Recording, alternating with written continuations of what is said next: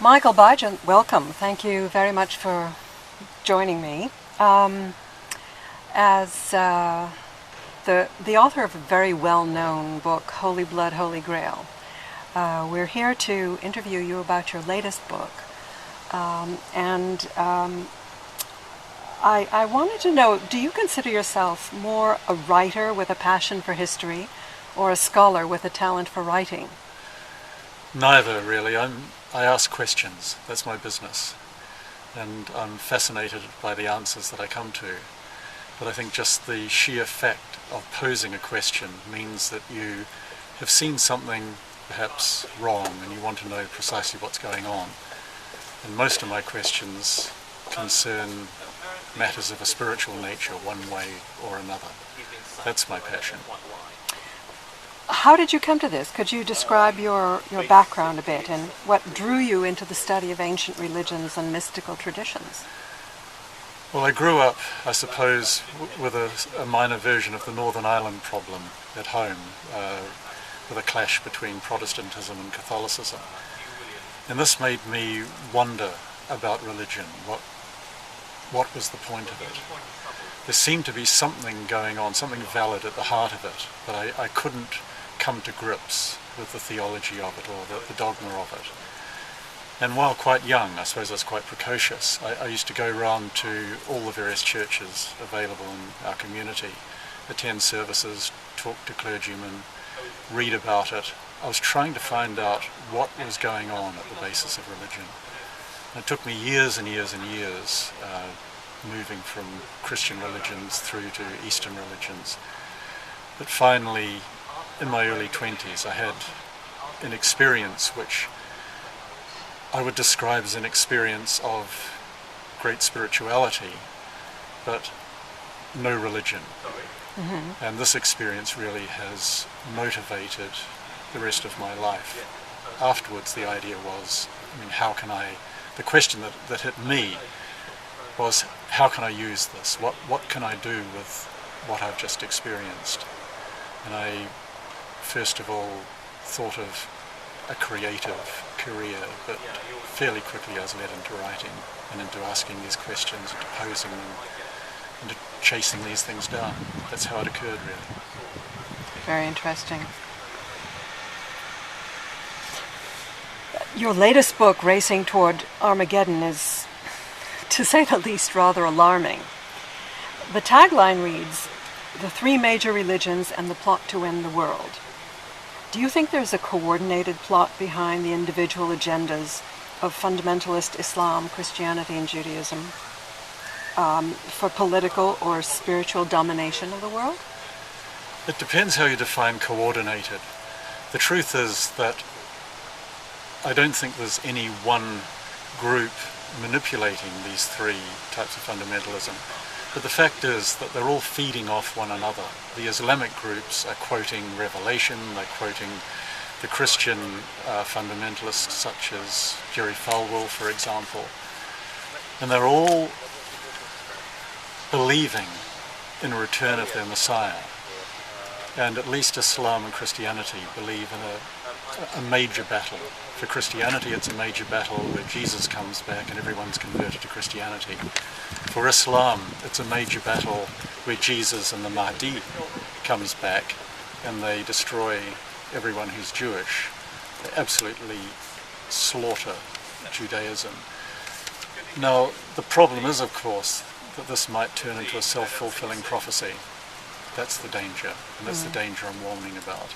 Mm-hmm. Because our culture is quite vulnerable, and our democracies are quite vulnerable.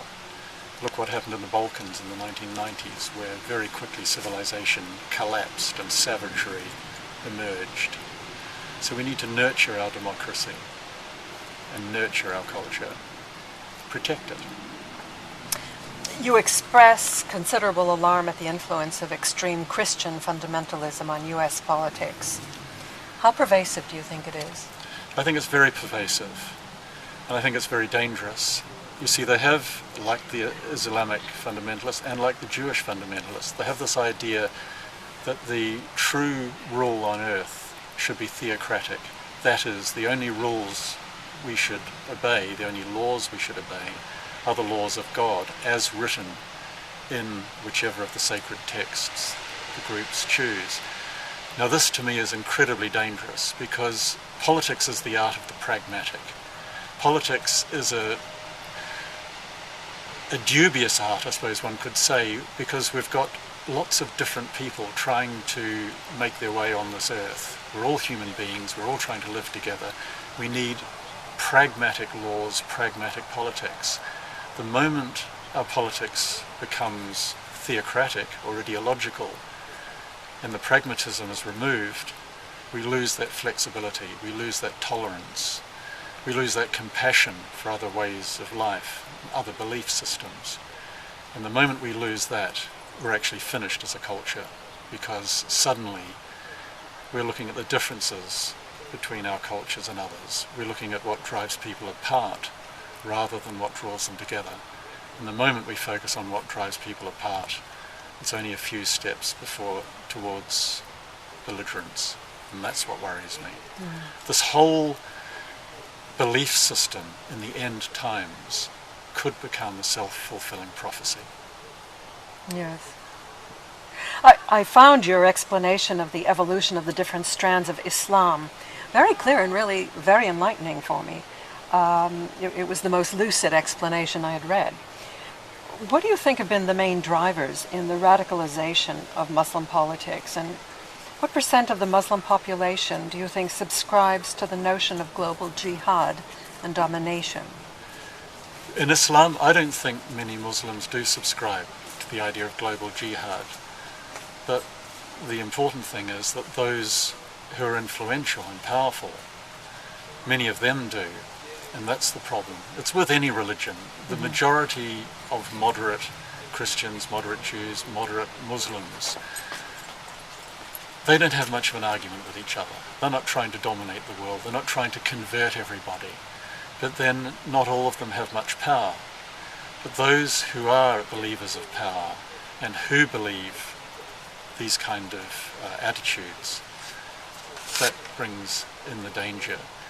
I think Islam began as a species of jihadic faith. I mean, this impetus which drove Islam back in the 7th century across North Africa and through the Middle East was one of conversion, because the end times were coming tomorrow. But in the modern world, I think what's happened, especially with the loss of Jerusalem in 1967, and particularly with the First Intifada, that the Muslim Brotherhood, which is quite an old organization which preaches jihad, suddenly found itself a very willing and receptive audience. And I think a lot of the young hotheads have been very easily turned into extremists, because there is a notion in Islam that somehow or other they've lost out. Even though they believe in God, God has kind of abandoned them. They want the technology, they want the power. Why aren't they ruling the world? And their conclusion is that they're not ruling the world because the world isn't yet all Muslim. And so their aim is to convert the world to Islam under a caliph, a successor of Muhammad, and this hopefully will bring them all the gifts that they want. It's nonsense, of course, and someone has to stand up and say so, and in my book I've stood up and I've said this is complete nonsense, it's dangerous, we have to oppose it. I mean, the impetus behind my book was, quite frankly, that I felt a lot of common sense was being lost in the cause of a kind of pathetic and liberal tolerance, in the sense that we are tolerating the intolerant.